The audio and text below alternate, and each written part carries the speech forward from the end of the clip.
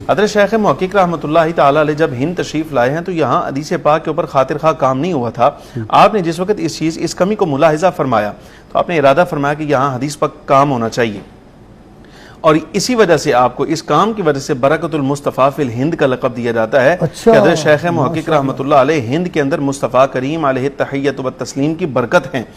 آپ نے جس وقت کام کرنے کا ارادہ کیا، علماء کی مجلس بیٹھی، مشورہ ہوا آپس میں، تو کہا گیا کہ یہ کام میں بغیر اجازت کے نہیں شروع کر سکتا، کسی صاحب حال سے اجازت لینی چاہیے. آپ کو بتایا گیا کہ یہ کام آپ کا پھر حضرت شاہ صاحب رحمۃ اللہ علیہ، شاہ ابو المعالی علیہ رحمہ جو لاہور میں جلوہ افروز ہیں، وہاں تشریف لے جائیے، آپ کا یہ کام وہ کریں گے. حضرت شیخ محقق رحمۃ اللہ تعالی علیہ جب یہاں تشریف لائے تو حضرت صاحب موجود نہیں تھے. آپ تشریف لے گئے، شیخ محقق بیٹھے رہے، یہیں رہے. کچھ دیر کے بعد جب حضرت صاحب تشریف لائے تو کچھ 3 روز تک حضرت شیخ محقق فرماتے ہیں کہ معافی ضمیر بیان کرنے کی ہمت نہیں ہوئی کہ میں کس مقصد کے لیے آیا ہوں. تیسرے روز جب میں نے عرض کیا کہ حضور میں تو اس مقصد کے لیے آیا ہوں کہ حدیث پاک پر اور فتوح الغیب پر کچھ کام کرنا چاہتا ہوں، اگر آپ اجازت دیں تو میں شروع کروں. فرمایا یہ تو ہم نے آپ کا کام 3 دن پہلے ہی کر دیا تھا، یہ تو ویسے ہی آپ کو ہم نے بٹھایا ہوا تھا، چلیں آپ سے کچھ گفتگو ہوتی رہے گی اور صحبت کا اثر رہے گا. لیکن فتوح الغیب کے بارے میں ایک اور چیز آپ فرماتے ہیں کہ جب بھی میں اس کام کو شروع کرنے کا ارادہ کرتا تو میری ہمت نہیں پڑتی تھی. تو جس وقت حضرت شاہ ابو المعالی علیہ الرحمہ سے میں نے اجازت چاہی، آپ نے اجازت دی اور فرمایا اللہ کا نام لے کر آپ اس کام کو شروع کیجئے، اور جہاں کہیں مشکل پیش آئے لاہور آنے کی ضرورت نہیں، آپ وہیں بیٹھ کر تصور کیجئے گا، انشاءاللہ العزیز آپ کی مشکل کو حل کیا جائے گا اور تعاون کیا جائے گا. حضرت شیخ محقق رحمۃ اللہ علیہ فرماتے ہیں شرح فتوح الغیب کے اندر کسی مقام پر اگر مجھے کہیں دشواری پیش آئی ہے تو یقیناً صرف دہلی میں بیٹھ کر میں نے تصور کیا تو حضرت شاہ ابو المعالی علیہ الرحمہ کی طرف سے مدد شامل حال ہوتی تھی، اللہ رب العالمین مہربانی کرتا تھا، وہ مقام خود بخود حل ہو جاتا تھا. آپ نے دیکھا کہ فتوح الغیب اتنی سی کتاب ہے جی، لیکن اس کے اندر علوم کے سمندر ہے. کوئی شک، ایک صفحہ پڑھتے آدمی اس کو 10 دفعہ پڑھتے ہیں، سمجھنا پڑتا ہے، اور کمال کی کتاب ہے. سبحان اللہ، یہ تو ہر آدمی کے سراہنے ہونی چاہیے فتوح کوئی الغیب. شک نہیں، کوئی شک نہیں.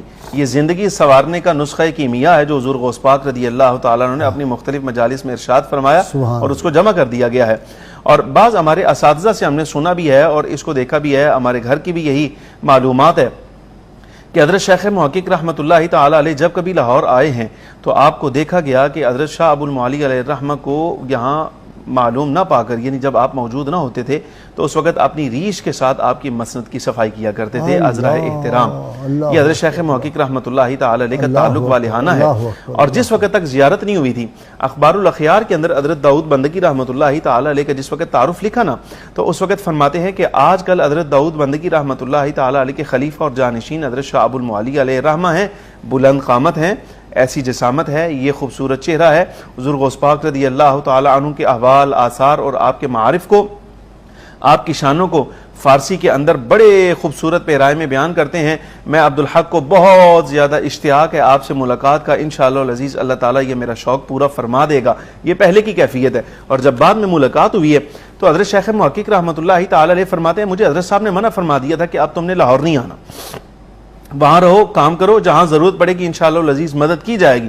آپ فرماتے ہیں مجھے اطلاع ملی کہ حضرت صاحب علیہ الرحمہ کی طبیعت کچھ ناساز ہے، میں تیمارداری کے لیے آیا، یہاں موجود نہ پایا. جب حضرت صاحب تشریف لائے تو آپ نے مجھے دیکھ کر فرمایا شیخ آپ کو منع کیا تھا کہ آپ نے یہاں لاہور نہیں آنا، تو پھر آپ کیوں آئے ہیں؟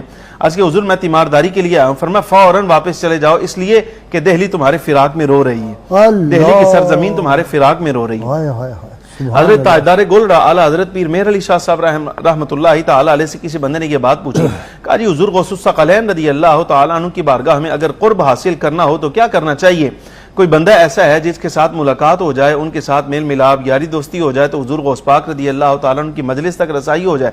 فرمایا اس زمانے کے اندر سرزمین ہند پر اگر کوئی شخص ایسا ہے کہ جو حضور غوث پاک رضی اللہ تعالیٰ عنہ کے ساتھ تعلق یا گانا رکھتا ہے، وحید الدہر ہے، تو پھر وہ شخص حضرت شاہ ابو المعالی علیہ الرحمہ لاہور میں ان کا مزار ہے، وہاں چلے جاؤ. ان کے ساتھ اگر قرب ہو گیا تمہارا تو یقیناً حضور غوث پاک رضی اللہ تعالیٰ عنہ کے ساتھ ملاقات ہو جائے گی. ہم آپ کو بار بار بلاتے ہیں پروگرام میں تو خادم ہوں ان کا، میں ان کا خادم ہوں. جی خیال تو رکھتے ہیں نا جی، آپ لوگوں کا بڑا خیال رکھتے ہیں یہ، اور ہمیں اس سے پتہ چلتا ہے وہی جو سیدنا موسیٰ کا علیہ السلام کا اور خضر کا واقعہ ہے کہ اوپر ایک مرد صالح تھا، پتہ نہیں کتنی نسلیں اوپر جو تھا، اس کی وجہ سے ان یتیم بچوں کی وجہ تھی. ہاں ابو صالح ایک مرد صالح تھے. پھر بات کرتے ہیں. ناظرین کرام بہت مختصر وقفہ ہمارے ساتھ رہیے گا.